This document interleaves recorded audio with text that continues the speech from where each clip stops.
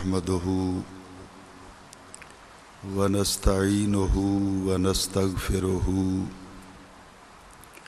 ونؤمن به ونتوكل عليه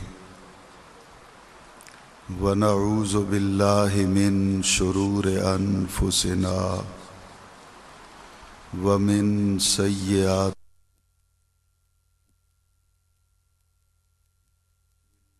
فلا مضل له ومن يضلله فلا هادي له ونشهد أن لا إله إلا الله وحده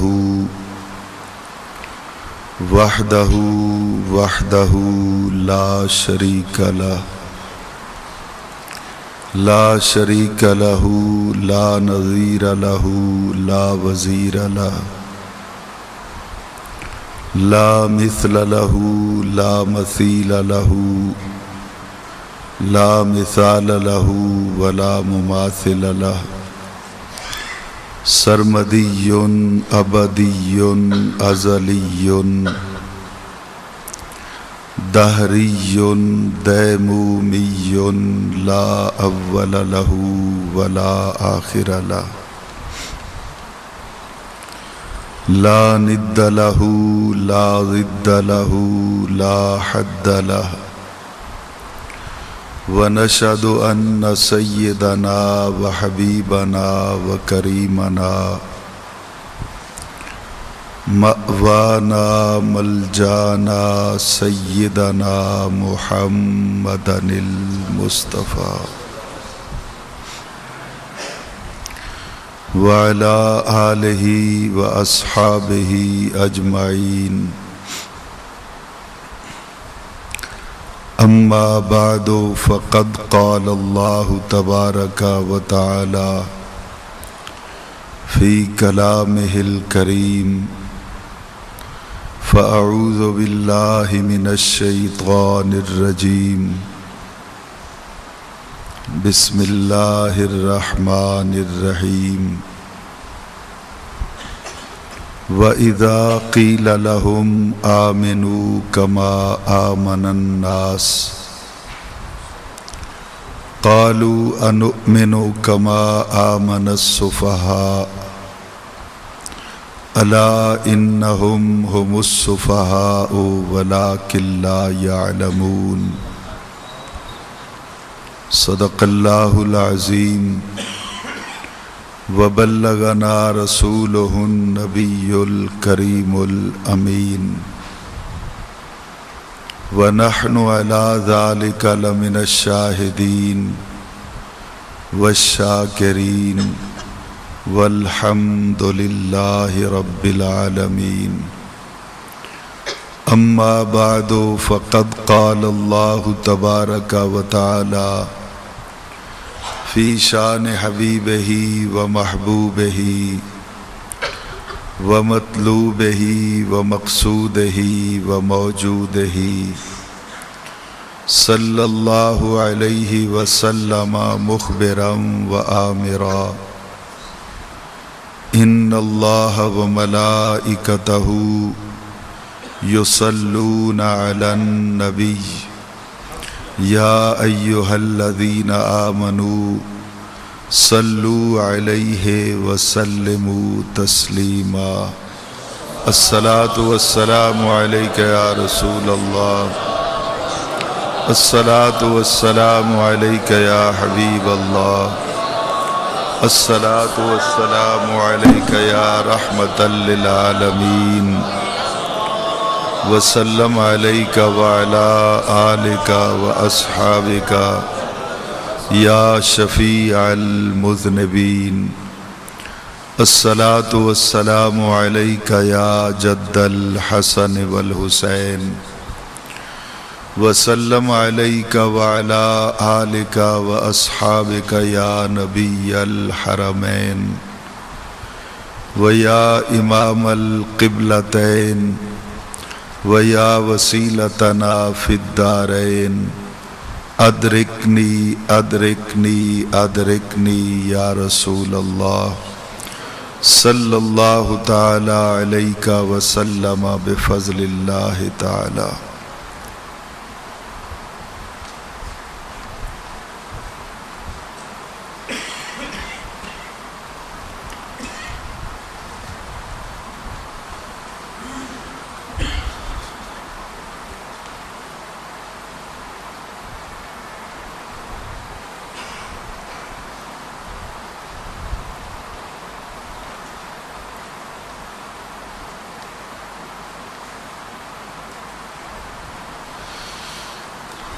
زیب محفل صدر مجلس مخدوم اہل سنت میر کاروان اہل محبت جناب قبلہ قاری نور احمد صاحب دامت برکاتہم القدسیہ، مخدومان اہل سنت حضرات علماء ذی وقار، نعت خوانان ذی قدر و معزز سامعین و حاضرین کرام، السلام علیکم۔ قبل اس کے کہ انتہائی مختصر وقت میں اپنی معروضات جناب کی سماعتوں کی نظر کروں، دعا کیجئے کہ خلاق عالم جل وعلا شانہ و اعظم برہانہ اپنے پیارے حبیب صلی اللہ تعالی علیہ وعلا آلہ و اصحابہ وسلم کے طفیل آج کی اس پروقار محفل ذکر سیدنا صدیق اکبر رضی اللہ تعالی عنہ میں مجھے حق و صداقت کے ساتھ بات کہنے کی اور پھر مجھے اور آپ کو سن کر سمجھ کر اس پہ عمل کرنے کی توفیق عطا فرمائے۔ میں انتہائی شکر گزار ہوں جناب قبلہ قاری صاحب کا، بانیان جلسہ کا، آج کی اس محفل کی انتظامیہ کا، جنہوں نے مجھ جیسے نالائق اور ناکارہ خلائق انسان کو آج کی اس خوبصورت بزم سعید میں گفتگو کرنے کا اعزاز بخشا، اور یہ اتنا بڑا اعزاز ہے میرے لیے جتنی میری اوقات نہیں ہے۔ ابھی کچھ لمحے پہلے نقیب محفل بہت خوبصورت انداز میں گفتگو فرما رہے تھے۔ میرے بارے میں جو کچھ انہوں نے کہا وہ ان کا اپنا حسن خیال ہے، حسن ظن ہے۔ میرا مختصر سا تعارف اتنا ہی ہے کہ جتنے بھی علماء اہل سنت اس وقت یہاں موجود ہیں، میں ان کے قدموں کی خاک کے ذروں میں سے کسی ایک ذرے کے برابر بھی نہیں ہوں۔ من آنم کہ من دانم، میری کیا اوقات ہے، میری کیا حیثیت ہے، میں اس سے اچھی طرح باخبر ہوں۔ خطیب نہیں ہوں کہ کوئی اچھا خطاب آپ کی سماعتوں کی نظر کر سکوں، باقاعدہ مقرر بھی نہیں ہوں کہ حسین لفظوں میں کوئی خوبصورت تقریر آپ کی خدمت میں پیش کر سکوں۔ میں تو چٹائی پہ بیٹھنے والا نبی دو عالم صلی اللہ علیہ وسلم کی نوکری کرتا ہوا آپ کی خدمت میں حاضر ہوں۔ دعا کیجئے گا کہ جن کے ذکر کی محفل ہے اللہ تعالیٰ ان کا صدقہ قوت گویائی بھی عطا کرے اور سمجھنے کی بھی توفیق عطا کرے۔ جماعت اہل سنت کے اس عظیم الشان اجتماع کے اندر آج ہم اس شخصیت کا ذکر کریں گے جن کو اللہ تعالیٰ نے نبی کے بعد پوری امت میں سب سے زیادہ افضل اور ممتاز بنایا۔ سیدنا صدیق اکبر رضی اللہ تعالیٰ عنہ کی لائف پر، ان کی زندگی پر گفتگو کرنے سے پہلے ایک گزارش جناب کی سماعتوں کی نظر کرنا چاہتا ہوں۔ آپ دیکھ رہے ہیں کہ میرے وطن عزیز کے حالات दिन ब दिन खराब से खराब तर होते चले जा रहे हैं। मेरे वतन अजीज की पिछली तकरीबन 3 दहाइयाँ खून में डूबी हुई हैं, लेकिन अगर हम इस हिस्ट्री का मुताला करें तो हर आने वाला दिन अपने साथ एक नई खबर को लेके आता है। कुछ लोगों ने कसम उठा रखी है कि वो मेरे वतन अजीज़ को तबाह कर देंगे, लेकिन शायद वो जानते नहीं कि ये वतन यूं ही तो नहीं मिल गया। ये वतन हमने मांगा था और खल्लाक के आलम ने अपने प्यारे महबूब के नाम पर हमें अता किया था। और जो चीज़ सरकार के नाम पे मिलती है, अल्लाह ताला खुद भी उसका मुहाफिज होता है, हिफाजत करता है। ये वतन तो कभी ख़त्म नहीं होगा, इस वतन को ख़त्म करने वाले नेस्तो नाबूद हो जाएंगे। आप सब अहबाब की खिदमत में गुजारिश है कि इस वतन को बनाने में जमात अहले सुन्नत का बहुत बड़ा किरदार था।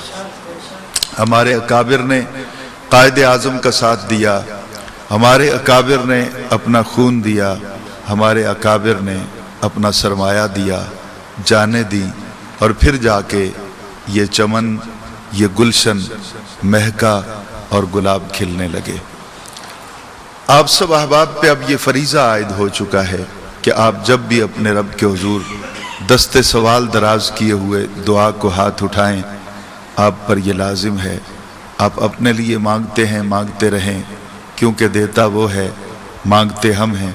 लेकिन अपने लिए सब कुछ मांगने के बाद एक दुआ ये ज़रूर कीजिएगा कि अल्लाह ताला मेरे वतन को सलामती अता करे, अल्लाह ताला मेरे वतन को इस्तेहकाम अता करे।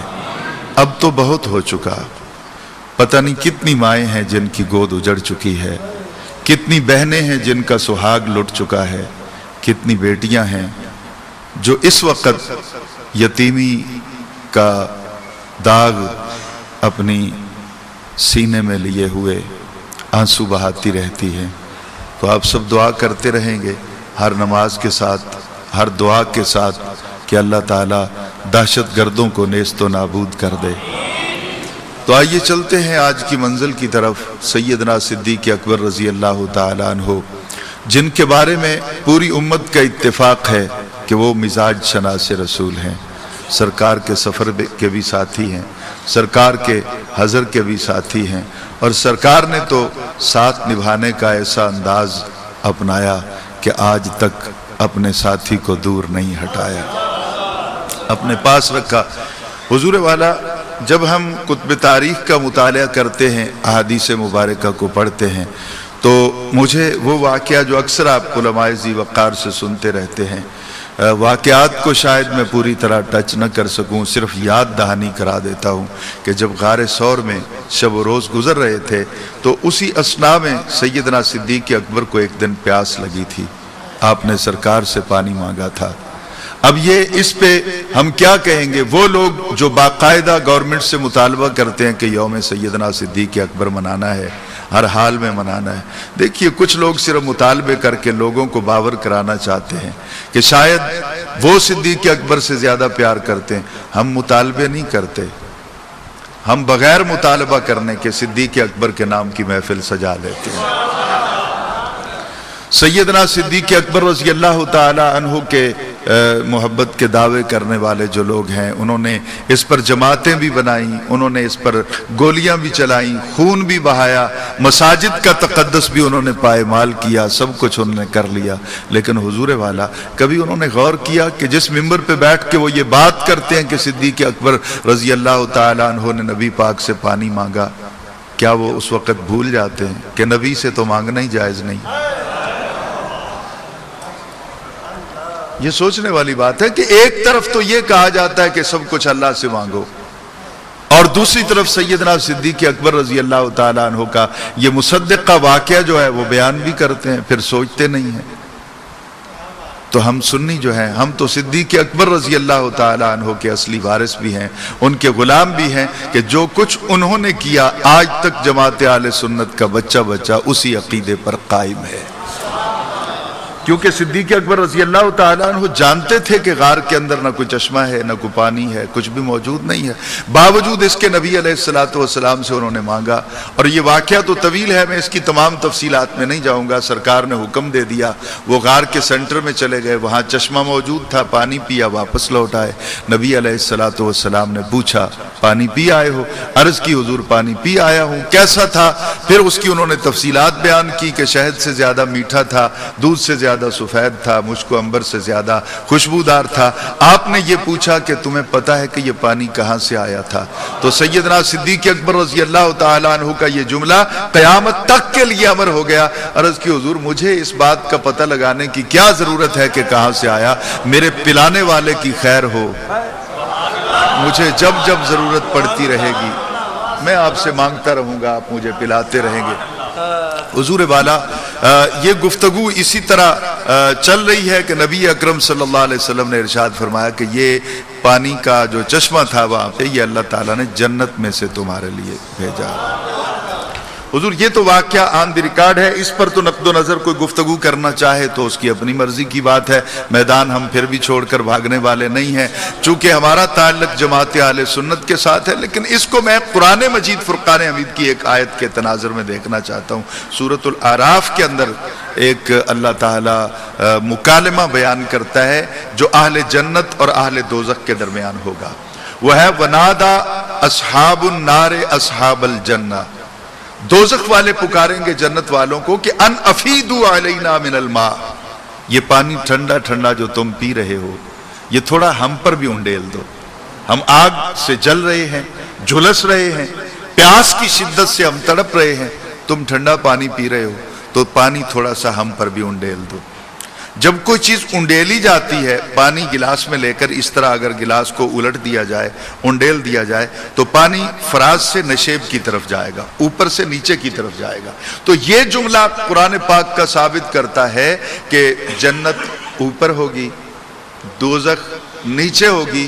اور دوسرے لفظوں میں اگر آپ کو میں عرض کروں تو شاید آپ کو اور ایک سرکار مدینہ صلی اللہ علیہ وسلم کی عظمت کا پہلو نظر آئے گا کہ قیامت کے بعد بھی اللہ تعالیٰ اس بات کا اہتمام کرے گا کہ نبی کے نوکر اوپر ہوں گے، نبی کے دشمن نیچے ہوں گے، یعنی ان کو عظمت نصیب ہوگی۔ تو وہ کہیں گے کہ ہم پر پانی ڈالو، انڈیلو ہم پر، او مما رزقکم اللہ، او یا پہلے تو پانی کا مطالبہ ہے، اس کے بعد انہوں نے کہا کہ یا مما، اس میں سے جو رزق دیا، رزق تو آئے گا دیا اس نے، رزقکم دیا اس نے تمہیں، رزقکم اللہ دیا تم کو اللہ تعالیٰ نے، یعنی وہ پھل جو تم کھاتے ہو جنت کے اندر، وہ نعمتیں جو تمہیں کھانے کو ملی ہیں، وہ نعمتیں بھی ہمیں دو اور پانی بھی ہم پر انڈیلو۔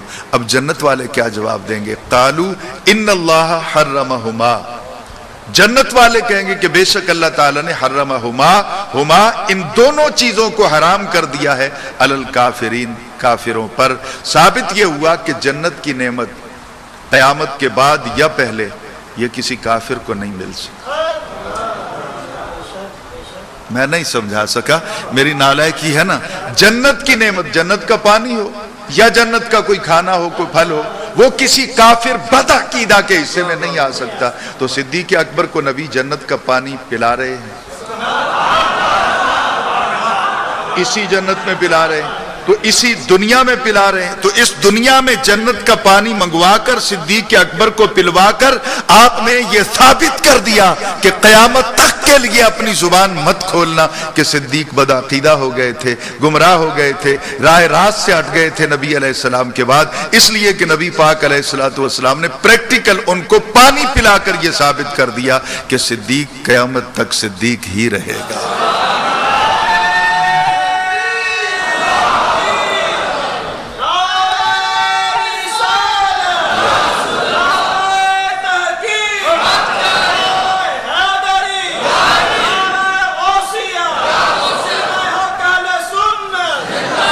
اس میں سیدنا صدیق اکبر رضی اللہ تعالیٰ عنہ کی عظمت کا وہ پہلو نکلتا ہے جو قرآن پاک سے یہ بات ثابت کرتا ہے کہ صدیق اکبر رضی اللہ تعالیٰ عنہ، یعنی یہ بھی آپ دیکھیے نا کہ اگر آپ اس سے انکار کریں گے جو بات میں کر رہا ہوں تو پھر بخاری شریف کی اس حدیث کو آپ کہاں لے جائیں گے کہ جب میرے آقا صلی اللہ علیہ وسلم احد پہاڑ پر تشریف لے جاتے ہیں، صدیق اکبر بھی ساتھ ہیں، فاروق اعظم بھی ساتھ ہیں، عثمان غنی بھی ساتھ ہیں، تو آپ تینوں کو ساتھ لے کر جب احد پہاڑ پہ جاتے ہیں اور احد پہاڑ لرزنے لگتا ہے، سرکار اپنی ایڑی سے ضرب لگاتے ہیں، پاؤں کی ٹھوکر مارتے ہیں اور کیا کہتے ہیں کہ ٹھہر جا، سکون کر۔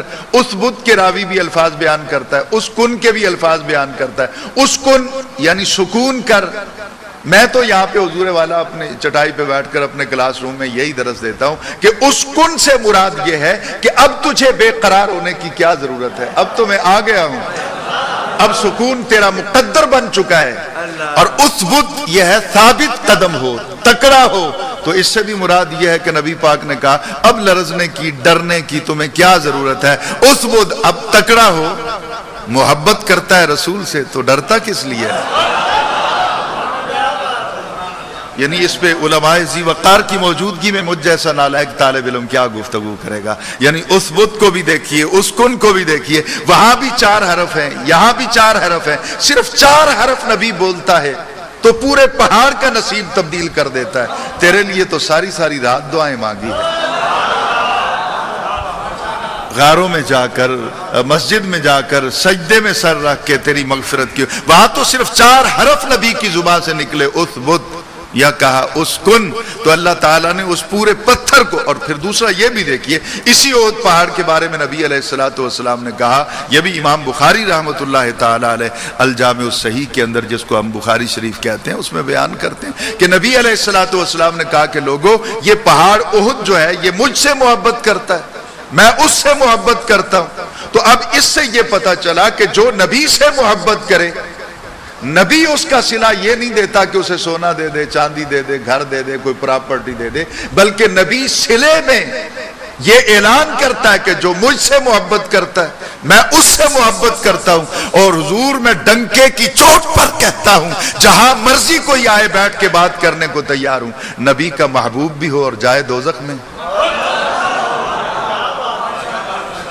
یعنی نبی محبت کرے جس سے، تو محبت کرے، تیری محبت کے اندر تو 100 باتیں ہو سکتی ہیں، ابہام ہو سکتا ہے، خلوص نہیں ہے، ریاکاری ہے، فلاح ہے، لیکن نبی جس سے محبت کرتا ہے، نبی کے تو کسی عمل میں ریاکاری نہیں ہے، نبی کے تو کسی عمل میں آپ نہیں کہہ سکتے کہ خلوص نہیں ہے۔ تو نبی جس سے محبت کر دے، پھر اس کے بارے میں یہ تصور کرنا، تو حضور احد پہاڑ سے محبت ہے۔ لیکن آج بھی جا کے دیکھ لیے، وہ اپنی جگہ پہ ہے، نبی اپنی جگہ پہ ہے، پر صدیق سے محبت تو ایسی نبھائی نبی نے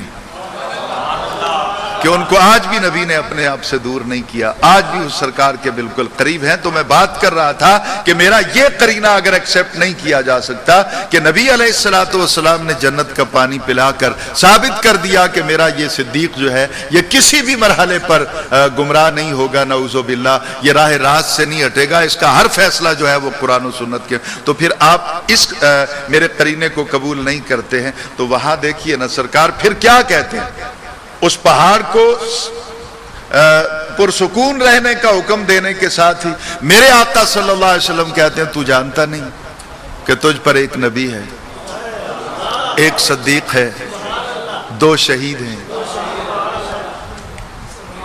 ایک نبی ہے، ایک صدیق ہے، 2 شہید ہیں۔ اب یہ شہادت کب ملے گی؟ سن ہجری کے حوالے سے بنا لیجئے، کتنے برس کے بعد فاروق اعظم شہید ہوں گے، کتنے برس کے بعد حضرت عثمان غنی شہید ہوں گے، لیکن نبی اس وقت خبر دے رہا ہے، جانتا کچھ نہیں نا، اس لیے پہلے سے بخاری شریف پڑھاتے بھی ہو، ان روایات کو اپنی زبان سے بیان بھی کرتے ہو، اپنے سٹوڈنٹس کو لیکچر بھی دیتے ہو، پھر ڈھٹائی سے کہتے ہو کہ نبی جانتا کچھ نہیں، نبی جانتا کچھ نہیں، نبی جانتا کچھ نہیں۔ اگر جانتا کچھ نہیں تو پھر یہ نبی خبر کس طرح دے رہا ہے؟ تو نبی علیہ السلام نے جس طرح میں بات کرنی ہے، میں چونکہ طالب علم ہوں، میری نالائکیاں تو آڑے آتی رہیں گی خود سمجھنے کی۔ نبی علیہ السلام نے کہا کہ 2 شہید ہیں، 2 کون ہیں؟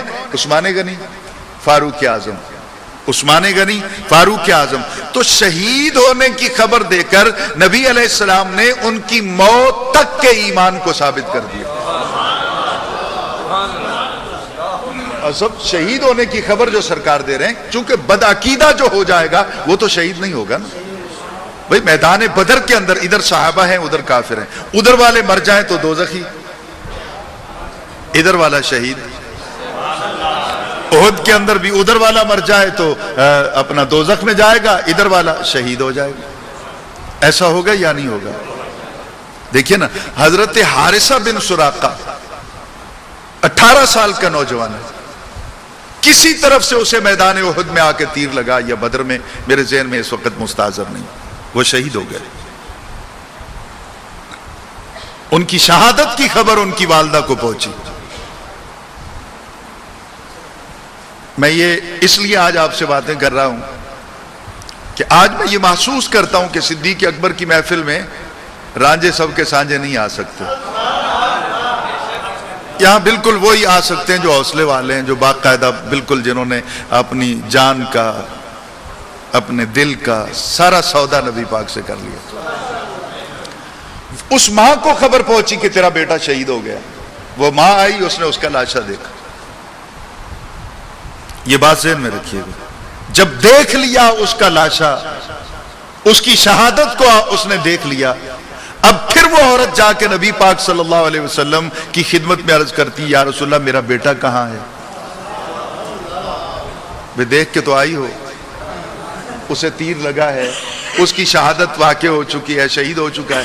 اب اس سے پتہ یہ چلتا ہے کہ وہ اپنے گم شدہ بیٹے کے بارے میں دریافت نہیں کر رہی، وہ یہ پوچھ رہی ہے کہ زندہ تھا تو آپ کے در پہ تھا، آپ کی نوکری میں تھا، اب مرنے کے بعد اسے کہاں مقام ملے گا، اس کی جگہ کہاں پہ ہوگی۔ اب آگے وہ عورت بذات خود اس کی ڈیفینیشن کرتی ہے، وہ کہتی ہے یا رسول اللہ صلی اللہ علیہ وسلم، حضور اگر میرا بیٹا جنت میں ہے، یہ امام بخاری نے بیان کیا بخاری شریف کے اندر، وہ کہتی اگر میرا بیٹا جنت میں ہے تو میں صبر کروں گی۔ خدا کے لیے کوئی دو چار ساتھی تو میری بات کو سمجھیں گے، سب تک شاید میں نہیں کنوے کر سکوں گا۔ اگر میرا بیٹا جنت میں ہے تو میں صبر کرتی ہوں۔ کون سا بیٹا؟ جو شہید ہو گیا۔ اچھا، اگر سمجھانے کے لیے حضور والا مجھے اجازت دیں گے میں یہ کہہ لوں کہ وہ عورت کہتی ہے کہ اگر میرا شہید، بیٹے کی بجائے اگر میں شہید کہہ لوں تو معاملہ آسانی سے سمجھ میں آئے، اگر میرا شہید جنت میں ہے تو میں صبر کرتی ہوں، اگر وہ کہیں اور ہے، بھئی جنت کے مقابلے میں دوزخ ہی آئے گی نا، اگر وہ جنت میں ہے تو میں صبر کرتی ہوں، اگر وہ کہیں اور ہے تو مفہوماً میں یہ کہوں گا کہ اس کا مطلب یہ ہے کہ وہ کہتی ہے کہ وہ دوزخ میں ہے۔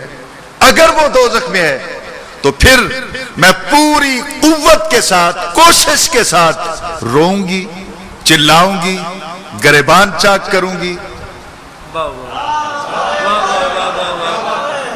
آپ اس طرح سننے کے عادی نہیں ہیں، غور کیجیے۔ اگر میرا شہید جنت میں ہے تو میں صبر کروں گا، اگر میرا شہید کہیں اور ہے یعنی دوزخ میں ہے تو پھر میں گریبان چاک کروں گی، سر پہ خاک ڈالوں گی، روؤں گی، بازار میں جا کے چیخوں گی، چلاؤں گی۔ تو اب اس حدیث سے معاملہ تو بالکل واضح ہو گیا، جن کو یقین ہے کہ ان کے شہید جنت میں ہیں وہ صبر کرتے ہیں، اور جن کو اپنے شہیدوں کے بارے میں یقین نہیں ہے، جن کو اپنے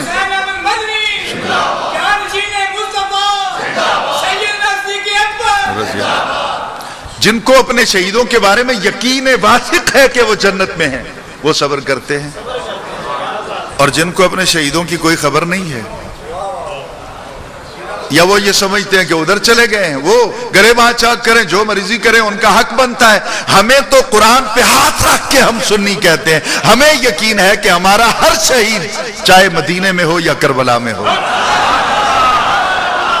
وہ احد میں ہو یا بدر میں ہو، ہم تو ڈنکے کی چوٹ پر کہتے ہیں ہمارا ہر شہید جنت میں ہے، اس لیے ہم صبر کرتے ہیں، ان کو خراج تحسین پیش کرتے ہیں، ہم واویلا نہیں کرتے، کیونکہ حدیث بتاتی ہے کہ گریبان وہی چاک کرتے ہیں جن کو یقین نہیں ہوتا، جو یقین کی منزل سے آشنا نہیں ہے۔ اچھا آگے چلیں، جب اس نے یہ کہا تو نبی علیہ الصلوۃ والسلام نے ایک لمحے کو خاموشی اختیار فرمائی، یہ حدیث پاک میں ہے، ابھی لے آئیں آپ، بخاری شریف میں دکھانے کو تیار ہوں۔ ایک لمحے کو میرے آقا صلی اللہ علیہ وسلم نے خاموشی اختیار فرمائی، اور پھر آپ نے کہا کہ اس بوڑھی عورت سے مخاطب کر کے آپ نے کہا کیا تو یہ سمجھتی ہے کہ جنت ایک ہی ہے؟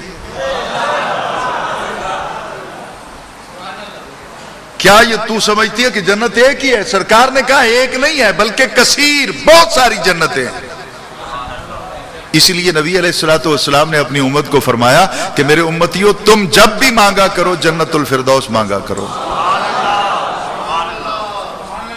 اس کی وجہ کیا تھی؟ 28 برس پڑھنے پڑھانے کے بعد، اساتذہ کے پاؤں چومنے کے بعد میں اس نتیجے پہ پہنچا ہوں کہ جنت الفردوس مانگنے کا سرکار نے اس لیے حکم دیا کہ میرے آقا صلی اللہ علیہ وسلم کی ریزیڈنسی، آپ کا محل بھی جنت الفردوس میں ہے۔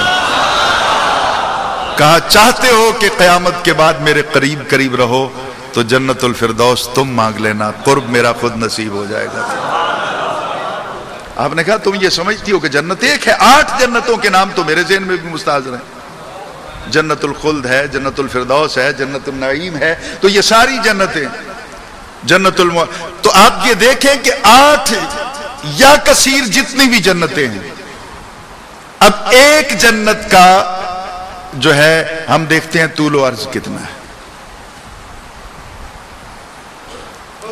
گوجرا شہر ہے نا صحیح، گوجرا شہر کے ایک ایک آدمی کے بارے میں اگر میں تحقیق کروں تو 2-4 منٹ میں ہو جائے گی۔ صرف ایک گوجرا شہر ہے۔ قرآن پاک 4 پارے میں کہتا ہے وَسَارِعُوا إِلَىٰ مَغْفِرَةٍ مِّن رَبِّكُمْ، دوڑو، کوشش کرو، اللہ تعالیٰ کی بخشش کو طلب کرو، اللہ تعالیٰ کی مغفرت کی طرف دوڑ کے آؤ، الہ مغفرۃ من ربکم۔ اور پھر کیا کہا؟ اور یہ بھی کوشش کرو، مانگو اللہ تعالیٰ سے وجنت، وہ جنت عرضها السماوات والارض، وہ جنت اللہ سے مانگو جس کا عرض طول نہیں۔ یہ آپ کے سامنے ٹیبل موجود ہے نا، 3 اپنا ڈائمنشن کا قاعدہ جو ہے وہ اس پہ استعمال کیا گیا۔ اس کا طول کتنا ہے، اس کا عرض کتنا ہے، اس کی گہرائی یعنی اونچائی کتنی ہے۔ تو طول تو زیادہ ہوتا ہے نا جی، کپڑا آپ لینے کے لیے جاتے ہیں تو تھان کا عرض کلومیٹر کا ہوگا، 1.25 کلومیٹر کا ہو جائے گا، 1.25 میٹر کا ہو جائے گا، 1 میٹر کا ہو جائے گا، اس سے کم ہو جائے گا، اتنا ہوگا نا اس کا عرض۔ اور طول اس کا کتنا ہوگا؟ 25 میٹر ہو جائے گا، 30 میٹر ہو جائے گا۔ طول تو بہت ہوتا ہے نا، عرض تھوڑا ہوتا ہے ہمیشہ۔ تو اللہ تعالیٰ جنت کا عرض بیان کرتا ہے وَجَنَّتٍ عَرْضُهَا السَّمَاوَاتُ وَالْأَرْضُ، کہ جنت کا طول تو طول رہا، اس کا عرض جو ہے وہ زمین و آسمانوں سے بڑا ہے۔ بات میں اس لیے سمجھا رہا ہوں کہ میں نے آگے کچھ کہنا ہے کہ ایک جنت کا عرض زمینوں آسمانوں کو اکٹھا کرو تو جنت کا عرض زیادہ بنتا ہے، طول تو پھر اس کا کہاں تک ہوگا انسان سمجھ بھی نہیں سکتا اس کو، کوئی اور پیمانہ جو نہیں ہے اس سے آگے کیا پیمانہ ہے؟ ہم یا آسمان کو دیکھ سکتے ہیں یا زمین کو دیکھ سکتے ہیں۔ تو یہ دونوں پیمانے اللہ تعالیٰ نے بیان کر دیے کہ ان دونوں کو اکٹھا کرو تو جنت کا عرض بنتا ہے۔ اس کی طوالت کتنی ہے، لمبائی کتنی ہے، اس کو بیان نہیں کیا گیا۔ تو ایسی اللہ تعالیٰ کا نبی کہتا ہے کتنی جنتیں ہیں، جنان کثیرۃ، کثیر تعداد میں جنتیں ہیں، یہ امام بخاری بیان کرتے ہیں۔ اور نبی علیہ السلام نے ایک لمحے کو آنکھ بند کی اور پھر کھولی، آپ نے کہا میں نے سب جنتوں میں دیکھ لیا۔ میں نہیں سمجھا نہیں سکا سر، بات سمجھ رہے ہیں کہ ساری زمینیں اکٹھے کریں تو ایک جنت کا عرض بنتا ہے، اس کی طوالت کتنی ہوگی؟ اگر 8 جنتیں ہیں تو پھر ان کا عرض کتنا ہوگا، طوالت کتنی ہوگی؟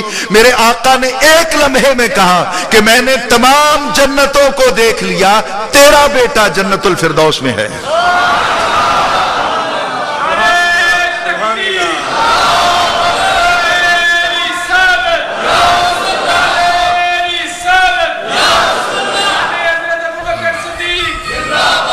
اب دھیان سے میری بات کو سنیے گا، اس پہ 2-4 باتیں میں نے اور بھی عرض کرنی ہے جو اساتذہ کے علماء کے قدموں میں بیٹھ کر مجھے ملی ہیں۔ غور کیجئے گا، ایک لمحے میں سرکار نے تمام جنتوں کا مشاہدہ کر لیا، تمام جنتوں کا، اور کہا کہ تیرا بیٹا جنت الفردوس میں ہے۔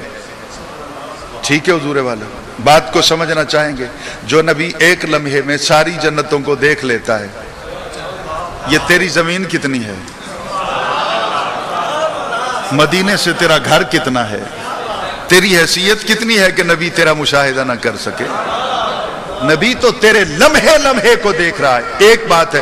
دوسری بات یہ ہے، نبی علیہ السلام کہتے ہیں تیرا بیٹا جنت الفردوس میں ہے، پڑا یہاں ہے، موجود وہاں ہے۔ نہیں سمجھا؟ اصل اس کو اٹھا کے دیکھیے نا، میں غلط کہتا ہوں تو مجھے سزا دیجئے، اگر سچ کہتا ہوں تو نبی کا ایک 18 سال کا نوجوان صحابی جو شہید ہو جائے، پڑا ہے میدان میں، نبی کہتا ہے کہ وہ جنت میں موجود ہے، تو نبی کا غلام یہاں رہ کر وہاں موجود ہو سکتا ہے، تو آقا مدینے میں رہ کر یہاں نہیں آ سکتا۔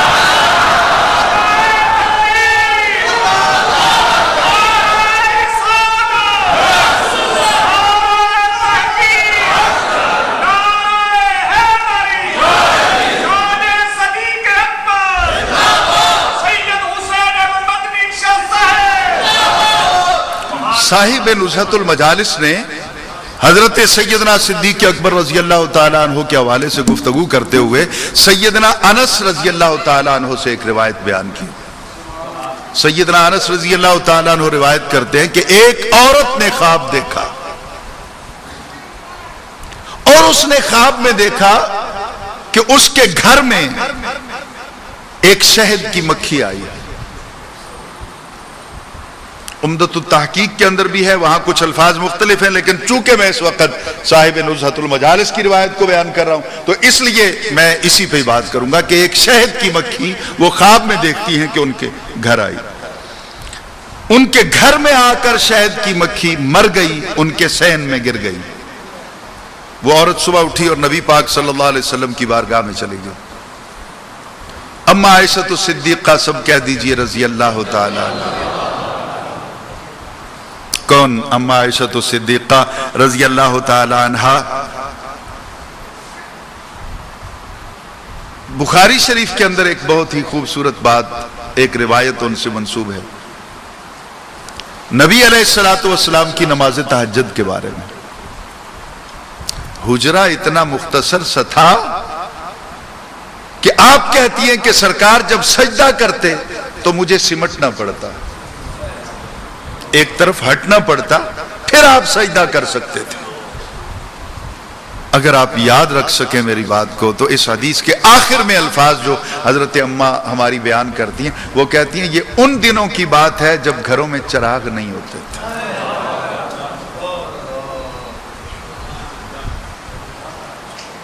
کاش کبھی تنہائیوں میں بیٹھ کر میرے نبی کی لائف کا، زندگی کا تصور کر لیجئے، تو پھر آپ کو پتہ چلے گا کہ اللہ تعالیٰ نے ہمیں کس محبوب کا نوکر بنا دیا ہے۔ کہا یہ ان ایام کی بات ہے جن دنوں میں گھروں میں چراغ نہیں جلتے تھے، تیل ہی نہیں ہوتا تھا، رات کو چراغ جلانے کا، روشنی کا اہتمام ہی نہیں ہوتا تھا۔ اما عائشہ الصدیقہ رضی اللہ تعالیٰ عنہ کہتی ہیں کہ سرکار جب نماز پڑھتے، رکوع کرنے کے بعد سرکار اٹھتے اور آپ مجھے اشارہ کرتے، میں آگے سے ہٹ جاتا۔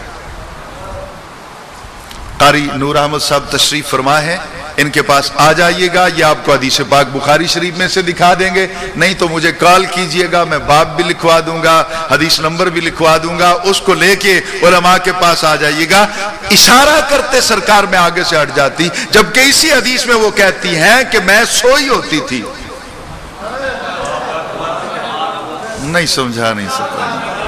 آج میرا من چاہتا ہے، اکثر میں کوشش کرتا ہوں کہ آسان گفتگو کروں، لیکن آج کچھ چہرے دیکھ کر میں چاہ رہا ہوں کہ میں اسی ڈگر پہ چلوں گا جس ڈگر پہ میں کلاس روم میں چلتا ہوں۔ اب دھیان سے میری بات کو سنیے گا حضور والا۔ آپ کہتی ہیں میں سوئی ہوتی تھی، سرکار اشارہ کرتے میں ہٹ جاتی۔ جو سویا ہے وہ اشارہ کیسے دیکھے؟ سونا تو آدمی کو بے خبر کر دیتا ہے۔ حضور جس کو رسول کی نسبت حاصل ہو جائے وہ بے خبر نہیں ہے، رسول کس طرح بے خبر ہو جائے گا؟ اچھا یہاں پہ ٹرانسلیٹ کرنے والوں نے کہا ہے کہ ہاتھ سے اشارہ کرتے، جبکہ عربی کے الفاظ یہاں پہ غمز کے ہیں. غمز آنکھ سے اشارے کو کہتے ہیں, ہاتھ کے اشارے کو نہیں کہتے. سرکار رکوع سے اٹھتے اور آنکھ سے اشارہ کرتے, آپ کہتی ہیں میں آگے سے ہٹ جاتی. دیا تو جلتا نہیں تھا, اندھیرے میں آنکھ کا اشارہ کیسے نظر آ جاتا تھا. پر یہ اس پر علامہ کرمانی نے کیا لکھا, ان کے قلم نے رو رو کر عظمت رسالت کو کس طرح خراج تحسین پیش کیا. پر یہ حضرت علامہ بدر الدین عینی کیا کہتے ہیں, اس پر حضرت حافظ ابن حجر کیا کہتے ہیں, الشاہ عبدالحق محدث دہلوی کیا کہتے ہیں. مرقات میں علامہ علی قاری نے قدم اٹھایا تو صفحات کے صفحات لکھتے چلے گئے. آپ نے کہا کہ سنا نہیں تم نے کہ اماں کہتی ہے رات کو گھر میں چراغ نہیں جلتے تھے, اشارہ پھر بھی نظر آتا تھا. وجہ اس کی یہ تھی کہ نبی کا چہرہ جتنا مرضی تاریک موسم کیوں نہ ہو, چہرہ اسی طرح کھلا ہوا رہتا تھا.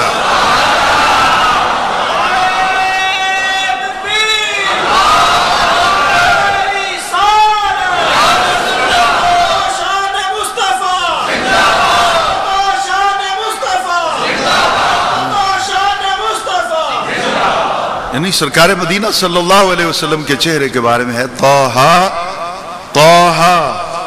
اس پر علماء نے علم العادات کے حوالے سے گفتگو. قاری صاحب قبلہ طا علم العادات جو ہے نا, حروف تہجی ہم تو پڑھتے ہیں الف با تا تا جیم ہا خا دال ذال, اس طرح پڑھے جاتے ہیں. علم العادات میں ان کی ترتیب مختلف ہو جاتی ہے. وہاں الف اس کے بعد با پھر تا نہیں, وہ اس کی ترتیب آئے گی الف با جیم دال, ہاؤ ہا وہ گول دائرے والی, واو زا, یعنی ترتیب بدل جائے گی. تو علم العادات میں حروف کی قیمت لکھی جاتی ہے, عدد لکھے جاتے ہیں جن کو پڑھا جاتا ہے. الف کا 1, با کے 2, جیم کے 3, دال کے 4, تو اس طرح وہ عدد پڑھے جاتے ہیں. طا کی قیمت بنتی ہے علم العادات میں 9, اور یہ جو گول ہے ہوتی ہے جس کو ہاں ہم پڑھتے ہیں معروف, اس کی قیمت بنتی ہے 5. طٰہٰ 9 جمع 5 14. تو امام جعفر کہتے ہیں کہ طٰہٰ کہہ کر اللہ تعالیٰ نے مخاطب کیا, اس کا مطلب ہے ایھا البدر, اے 14ویں کے چاند جیسے چہرے والے محبوب. یعنی میرے آقا صلی اللہ علیہ وسلم کا چہرہ اتنا شفاف اور حسین تھا. حضرت ابو ہریرہ رضی اللہ تعالیٰ عنہ بیان کرتے ہیں کہ ایک دن سورج ادھر سے چڑھ رہا تھا, سرکار مسجد نبوی میں بیٹھے تھے بالکل دروازے کے سامنے, سورج اور سرکار کا چہرہ آمنے سامنے. میں نے کچھ کہنا ہے, دھیان سے سنیے گا. سورج اور سرکار کا چہرہ آمنے سامنے ہے, اور حضرت سیدنا ابو ہریرہ بالکل سرکار کے چہرے پر نظر وہ اچھی طرح جما کے یکسوئی کی ساتھ تک رہے ہیں, پوری توجہ کے ساتھ, انہماک کے ساتھ. سرکار نے پوچھ لیا خیر تو ہے؟ آج کیوں اس طرح دیکھ رہے ہو, آج تیرے دیکھنے کا انداز مختلف ہے. عرض کی یا رسول اللہ کیا کروں, کأن الشمس تجری فی وجہی, حضور آپ کے رخ انور کو میں اس لیے غور سے دیکھ رہا ہوں اور حیران ہو رہا ہوں, سورج ادھر ہے کہ ادھر ہے. اچھا یہاں پہ یہ دیکھیے کہ انہوں نے سرکار کے چہرے کو سورج نہیں کہا, تجری فی وجہی, سورج آپ کے چہرے میں چلتا ہوا نظر آتا ہے. چہرہ شفاف اتنا ہے سرکار کا کہ عکس سورج کا رخ مصطفیٰ میں نظر آتا ہے, اور یوں محسوس ہوتا ہے سورج چمکتا ادھر ہے, خیرات ادھر سے لے رہا ہے. تو وہ اندھیری رات میں سرکار آنکھ سے اشارہ کرتے, جبکہ ہر طرف اندھیرا ہوتا. سرکار کا رخ زیبا, چہرہ انور اتنا حسین اور چمکتا ہوا ہوتا کہ آپ کہتی ہیں کہ میں دیکھ لیتی کہ اب میرے آقا اشارہ کر رہے ہیں کہ میں نے سجدے میں آنا ہے. وہ اماں عائشہ صدیقہ رضی اللہ تعالی عنہا, جن کے پاس وہ خاتون آتی ہیں اور عرض کرتی ہیں کہ میں نے سرکار کو ملنا ہے, تو آپ نے کہا سرکار تو اس وقت ہے نہیں, اگر کوئی کام ہے تو مجھے بتا دو. اس عورت نے کہا نہیں, میں انتظار کر لوں گی. انتظار کی, سرکار آ گئے. اماں عائشہ صدیقہ رضی اللہ تعالی عنہا نے سرکار کے حضور عرض کی کہ حضور یہ خاتون آئی ہیں, یہ آپ سے بات کرنا چاہتی ہیں. آپ نے کہا ٹھیک ہے. اس خاتون نے عرض کی کہ یا رسول اللہ میں نے آج خواب دیکھا ہے صلی اللہ علیہ وسلم، میں نے آج خواب میں دیکھا ہے کہ شہد کی ایک مکھی میرے گھر میں آئی ہے اور وہ مر کے گر گئی ہے میرے صحن میں۔ نبی علیہ السلام نے کہا تیرا شوہر کدھر ہے؟ غور سے سنیے گا، کچھ مرحلے یہاں پہ بڑے مشکل آئیں گے۔ تیرا شوہر کدھر ہے؟ اس نے کہا جی وہ ایک تاجر ہے، تجارت کے لیے گیا ہوا۔ آپ نے کہا بس پھر صبر کرنا، وہ فوت ہو چکا ہے، اس کی موت واقع ہو چکی ہے۔ اب کوئی پردیس میں گیا ہو، آخری وقت چہرہ بھی دیکھنا نصیب نہ ہو تو پھر خاتون پر تو وہ غم کے پہاڑ ٹوٹ پڑے۔ وہ اسی افسردگی کے عالم میں روتی ہوئی جب باہر نکلی، بازار میں جا رہی تھی کہ صدیق اکبر آ گئے۔ اس خاتون سے ملاقات ہوئی، آپ نے کہا خیر تو ہے کہ بہن روتی ہوئی کیوں جا رہی؟ اس نے یہ نہیں بتایا کہ میں خواب سنا کے آئی ہوں، نبی پاک نے تعبیر یہ بتائی ہے، یہ نہیں اس نے کہا۔ اس نے سیدنا صدیق اکبر رضی اللہ تعالیٰ عنہ کو خواب سنایا کہ میں نے خواب میں دیکھا ہے شہد کی مکھی اڑتی ہوئی میرے گھر میں آئی اور صحن میں آ کے مر گئی۔ آپ نے کہا تیرا شوہر کدھر ہے؟ اس نے کہا تجارت کے لیے گیا ہوا ہے۔ تو کہا پھر جاؤ نا، انتظام کرو، جاؤ جا کے آج اپنے گھر میں خوشیاں مناؤ، آج رات وہ واپس آ جائے گا۔ اب نبی کہتا ہے کہ وہ مر گیا ہے، صدیق اکبر کہتے ہیں کہ آج رات واپس آ جائے گا۔ حضور پل صراط پہ کھڑے ہونے والی بات ہے، ادھر نبی ادھر صدیق اکبر۔ بات کو پوری طرح سمجھ لیجئے گا، صبح آپ کو کوئی پریشان نہ کرے کہ حسین احمد مدنی کیا کہہ گیا، اور آپ نے بھی سبحان اللہ کہہ دیا۔ نبی علیہ السلام نے کہا کہ وہ مر گیا، صدیق اکبر کہتے ہیں جاؤ خوشیاں مناؤ، آج رات تیرا شوہر لوٹ آئے گا۔ وہ گھر چلی گئی، سوچنے لگی کیا ہوگا۔ نبی اس طرح کہتے ہیں، صدیق اکبر نے اس طرح کہا۔ بالآخر شام ڈھل گئی، رات آ گئی، رات کے پہلے پہر یا دوسرے پہر اس کا شوہر آ گیا۔ گھر میں خوشیاں، ہر طرف آسائشیں، سکون ہی سکون، پیار ہی پیار۔ رات گزر گئی، صبح صبح وہ عورت اٹھ کر نبی پاک کے پاس گئی، عرض کی یا رسول اللہ صلی اللہ علیہ وسلم، حضور میں نے آپ کو بھی خواب سنایا اور آپ کے ساتھی سیدنا صدیق اکبر کو بھی خواب سنایا۔ آپ نے کہا کہ تیرا شوہر مر گیا ہے، صدیق اکبر نے کہا کہ آج رات آ جائے گا۔ حضور وہ تو آج رات آ گیا، مرا کون؟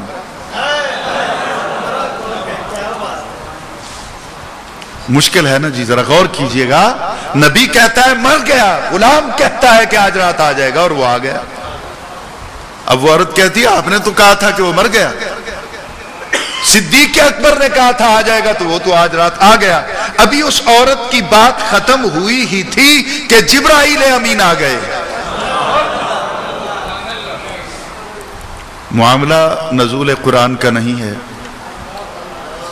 میں نے کچھ کہا سمجھا نہیں سکا، یعنی جبرائیل قرآن نہیں لے کے آیا، وہ جبرائیل قرآن ہی لے کے آتا ہے نا، اور تو اس کا کوئی کام نہیں ہے۔ تو آج کس لیے آیا ہے جبرائیل؟ اس واقعے کو پڑھ کر سن کر آپ نے فیصلہ کرنا ہے۔ جبرائیل امین حاضر ہوئے اور آ کے عرض کی یا رسول اللہ، جو کچھ آپ نے کہا ہے حقیقت وہی ہے۔ آپ نے بتایا نا کہ وہ مر گیا ہے، تو وہ مر گیا تھا، حقیقت وہی تھی جو آپ نے بیان کی۔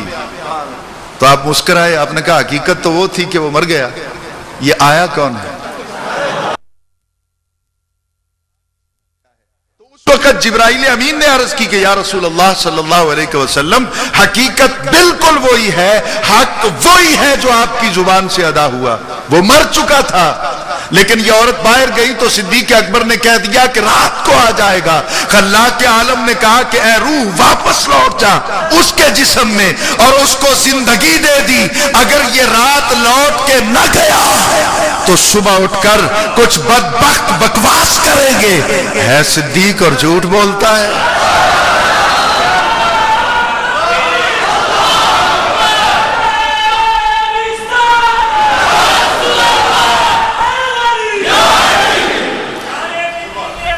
زندہ صداقت کی چادر داغدار ہو جائے گی، تو صداقت کی چادر پہ دھبا اللہ تعالیٰ نے نہیں لگنے دیا۔ آپ نے کہا کہ وہ مر گیا ہے، بات سچی ہے، وہ مر چکا تھا، لیکن یہ تو صدیق اکبر کی صداقت پہ حرف آتا۔ پھر لوگ آپ سے پوچھتے، وہ اس طرح کہتا ہے، آپ صدیق کہتے ہیں؟ پھر لوگ رب سے بھی سوال کرتے، والذی جاء بالصدق وصدق بہ، یہ کیا ہے؟ پھر صداقت وجہ اعتراض بن جاتی۔ تو حضور اللہ تعالیٰ نے یہ آپ کے صدقے میں صدیق کی صداقت کی لاج رکھی ہے۔ انہوں نے کہہ دیا، اللہ تعالیٰ نے اس کو زندگی دے دی۔ اب ذرا اس بات پہ بھی دھیان دیجئے گا، سرکار کی امت کے اولیاء، علماء، صلحاء مانگے تب ملتا ہے، صدیق کہہ دے مل جاتا ہے۔ جو کچھ کہہ دیں اللہ تعالیٰ اسی طرح کر دیتا ہے۔ لیکن یہ مرتبہ سیدنا صدیق اکبر رضی اللہ تعالیٰ عنہ کو ملا، وہ میرے پیارے نبی علیہ السلام کے صدقے میں ملا۔ علماء ذی وقار کی موجودگی میں، ارباب و علم و دانش کی موجودگی میں، آئیے اب میں ذرا غار ثور میں چلتا ہوں۔ جب پاؤں پہ سانپ نے ڈس لیا تھا، کچھ لوگوں کا خیال یہ ہے کہ سیدنا صدیق اکبر رضی اللہ تعالیٰ عنہ سانپ کے ڈسنے کی وجہ سے آپ کے جسم میں جو درد کی شدت پیدا ہوئی، اس درد کی شدت کی وجہ سے آپ رو پڑے۔ میں اس کو ایکسپٹ نہیں کرتا۔ بڑی بات ہے، مجھ پہ فتوی ہی لگ جائے گا نا، میں اس کو قبول کر لوں گا، لیکن انصاف کا خون نہیں کروں گا۔ بھئی راوی نے بیان کیا نا، میں رونے کا انکار نہیں کر رہا ہوں، مجھے اس بات پہ اعتراض ہے کہ صدیق اکبر درد کی شدت کی وجہ سے روئے۔ زہر جو آپ کے جسم میں سرایت کر گیا تھا، اس شدت کی وجہ سے آپ روئے، مجھے اس پہ اعتراض ہے۔ کیوں؟ اس لیے کہ قرآن پاک ایک حقیقت کو بیان کرتا ہے۔ وہ جب مصر کی عورتوں نے تانا دیا، انہوں نے تانا دیا کہ تو اپنے غلام سے پیار کرتی ہے، اور میں جب بھی پڑھتا ہوں نا حضور والا قبلہ، میں جب پڑھتا ہوں نا تو اکثر یہاں کے ٹھہر جاتا ہوں کہ زلیخا کو غصہ ہی نہیں آتا۔ اس کی سکھیاں سہیلیاں کہتی ہیں وہ غلام ہے، وہ نوکر ہے، وہ تیرا شوہر خرید کے لایا ہے، کم از کم ان کا منہ تو بند کر دے، وہ مسکراتی رہتی ہے۔ تو کسی نے اس سے پوچھ لیا تمہیں غصہ نہیں آتا وہ اس طرح بکتی ہے؟ اس نے کہا کیا غصہ کروں، انہوں نے دیکھا ہی نہیں۔ میں نے کچھ کہا، شاید آپ سمجھ نہیں سکے نا جی۔ میں نے کہا کیا غصہ کروں، ان نالائکوں نے دیکھا ہی نہیں۔ تو جنہوں نے نہیں دیکھا وہ بکتے پھرتے ہیں، جنہوں نے دیکھ لیا ہے وہ سبحان اللہ ما اجملک وَأَحْسَنَ مِنْكَ لَمْ تَرَ قَطُّ عَيْنِي وَأَكْمَلْ أَحْسَنَ اکمل احسن۔ جس نے دیکھا ہے وہ کچھ اور کہتا ہے، جنہوں نے نہیں دیکھا وہ اندیکھے جو مرضی کہتے رہے، ہم نے ان کو کیا کہنا ہے۔ خیر، اس نے بلا لیا، دعوت پہ کھانا کھلا دیا، پھل سرو کر دیے، پھل کٹنے لگے۔ حضرت یوسف علیہ السلام تشریف لے آئے۔ واقعہ نہیں عرض کرنا میں نے، یوسف علیہ السلام جب آئے، یہ تو قرآن کہتا ہے نا وَقَطَّعْنَا أَيْدِيَهُنَّ، انگلیاں نہیں، اصابعهن نہیں، ایک یا دو انگلیاں نہیں نا، وہ پورا ہاتھ کٹنے لگا۔ چھریاں چلتی رہیں، زخم ہوتا رہا، لہو بہتا رہا، سب وہاں بڑے مزے سے یوسف علیہ السلام کو تکتی رہی۔ کسی کو درد کیوں نہیں ہوا؟ ہاتھ کو سن کرنے کا کوئی انجیکشن لگوا لیا تھا، درد کیوں نہیں ہوا؟ اس لیے کہ سامنے حسن یوسف علیہ السلام موجود ہے۔ تو جن کے سامنے یوسف علیہ السلام کا حسن ہو ان کو تو درد محسوس نہیں ہوتا، جس کی گود میں محبوب کا حسن ہو۔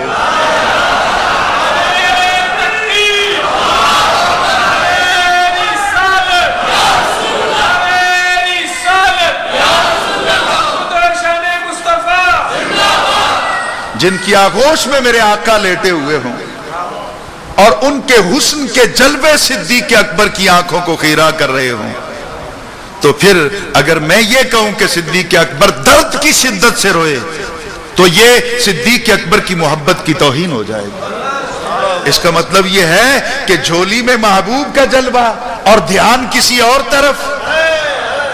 پھر تو محبت زلیخا کے پاس آنے والی عورتوں کی زیادہ ہو جائے گی نا. میں یہ کہتا ہوں کہ امت میں ساری محبتیں جو رسول کے ساتھ ہیں وہ ایک پلڑے میں رکھ دی جائیں اور صدیق کی محبت ایک پلڑے میں رکھ.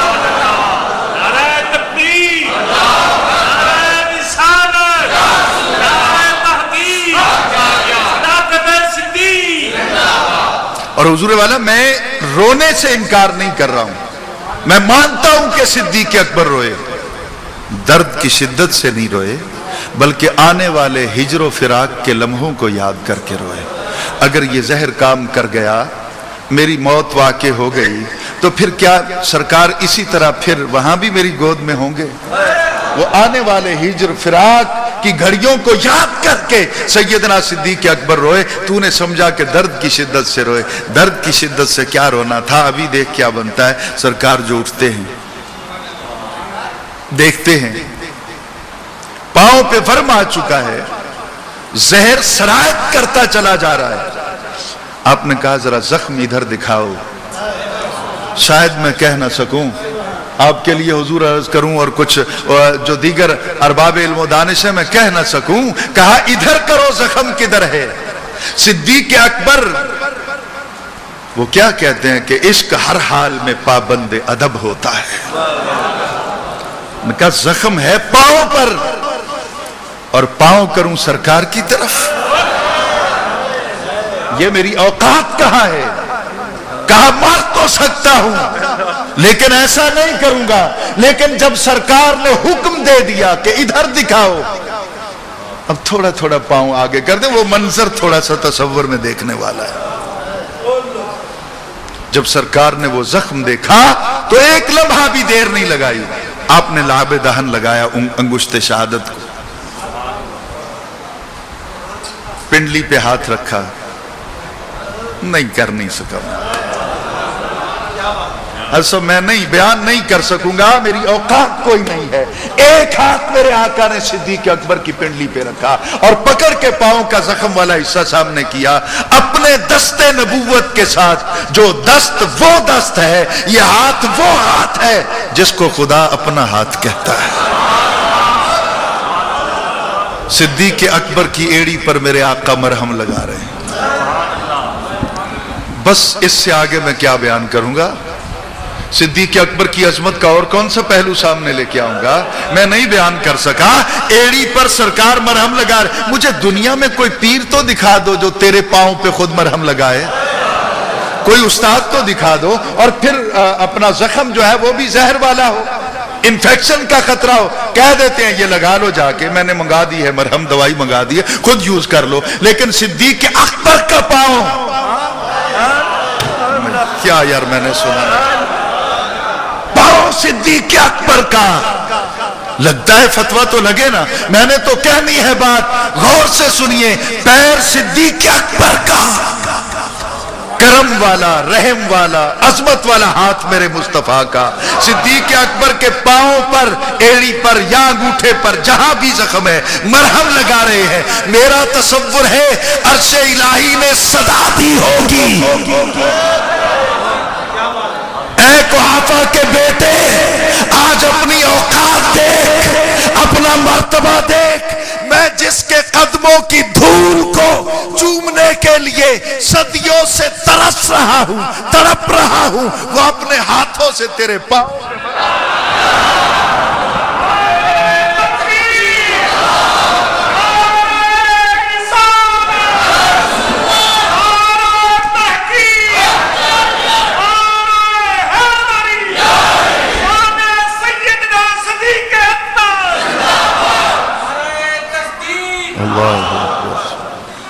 حضور والا. یہ ہے سیدنا صدیق اکبر.